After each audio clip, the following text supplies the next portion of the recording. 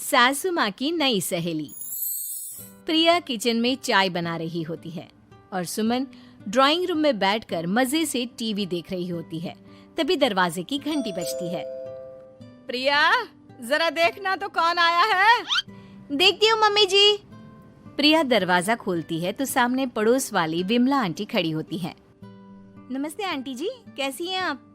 मैं तो बिल्कुल ठीक हूँ बेटा, पर तेरी सास को क्या हुआ है? आजकल कहीं दिखती ही नहीं है। जब देखो तब टीवी के आगे जमी रहती है। अंदर तो आइए आंटी। अरे ओ दीपक की अम्मा, कहाँ हो? अरे बिमला, आओ आओ, क्या बात है, बड़े दिन बाद याद आई तुम्हें मेरी। मैं तो हमेशा ही तुम्हें याद करती हूँ, पर तुम ही गायब रहती हो और आजकल तो बाहर भी नहीं आती जाती। तबीयत तो ठीक है ना तुम्हारी? अरे तबीयत को क्या होना है, इस उम्र में तो कुछ ना कुछ लगा ही रहता है। मेरी छोड़ो, तुम ये बताओ कि क्या चल रहा है गली मोहल्ले में। तुम गली मोहल्ले की छोड़ो, चल तो तुम्हारे पड़ोस में रहा है।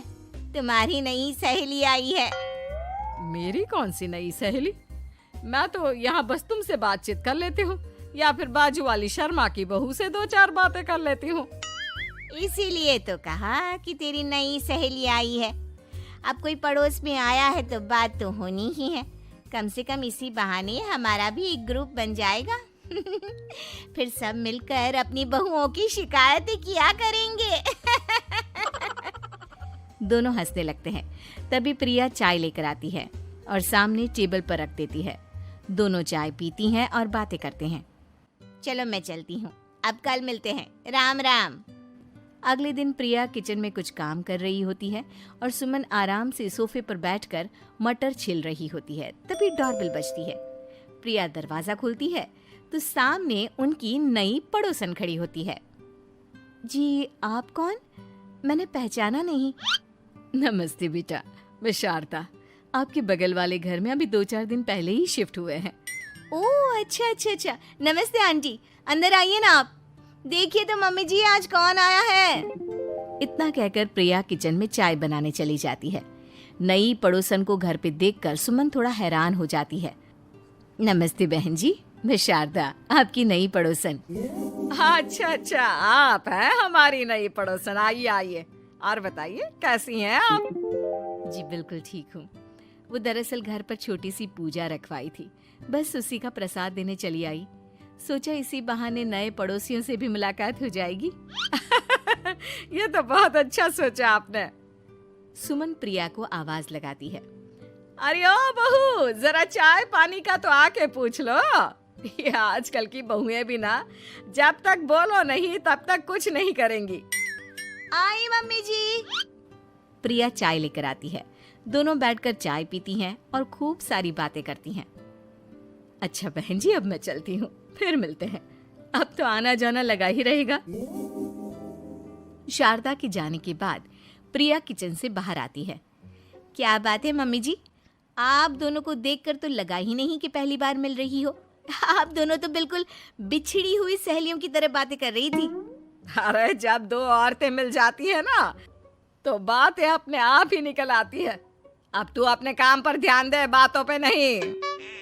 ऐसे ही कुछ दिन बीत जाते हैं। अब सुमन और शारदा अच्छी सहेलियां बन गई होती हैं।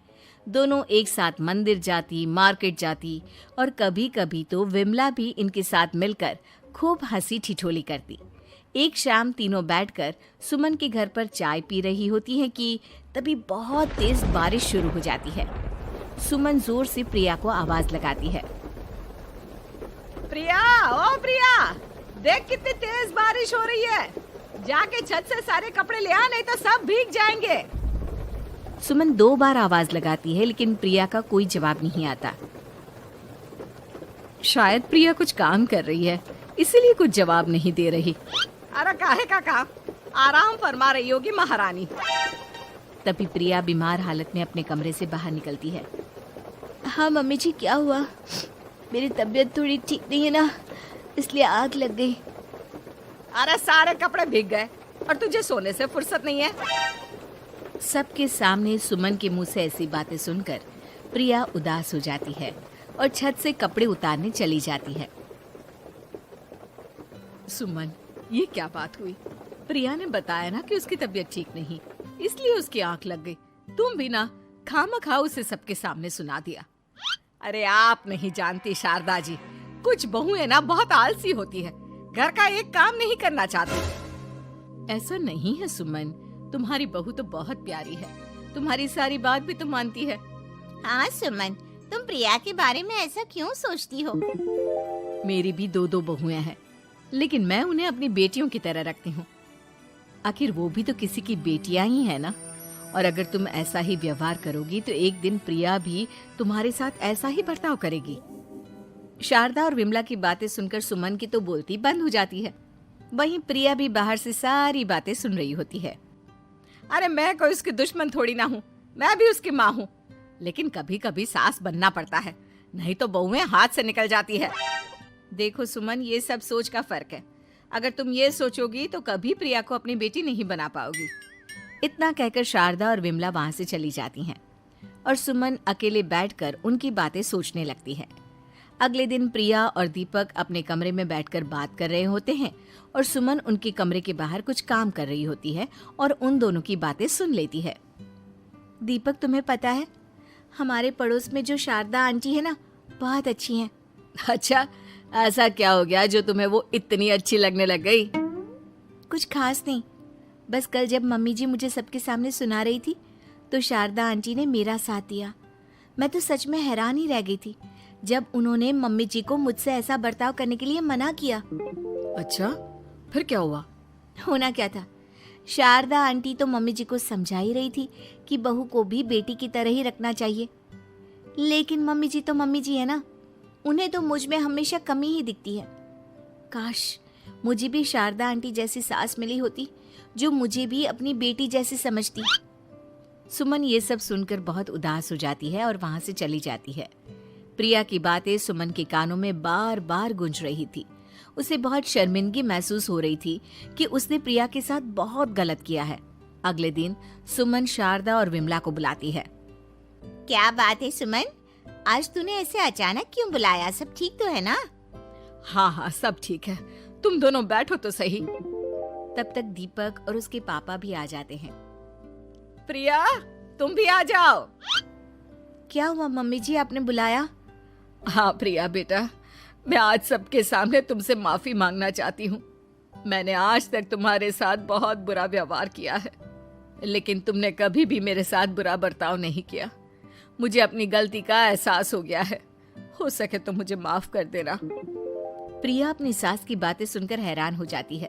उसकी आंखों में आंसू आ जाते हैं। प्लीज मम्मी जी, आप मुझसे माफी मत मांगिए, मैं भी आपकी बेटी ही हूँ। वैसे एक थैंक यू तो मेरी नई सहेली को भी बनता है, जिसकी वजह से मुझे मेरी गलती का एहसास हुआ। शारदा बहन, आपका बहुत बहुत शुक्रिया जो आपने मेरी आंखें खोल दी। अरे क्या सुमन, तुम भी ना। तो फिर इसी बात पर चाय और पकोड़े हो जाए? हाँ, क्यों नहीं।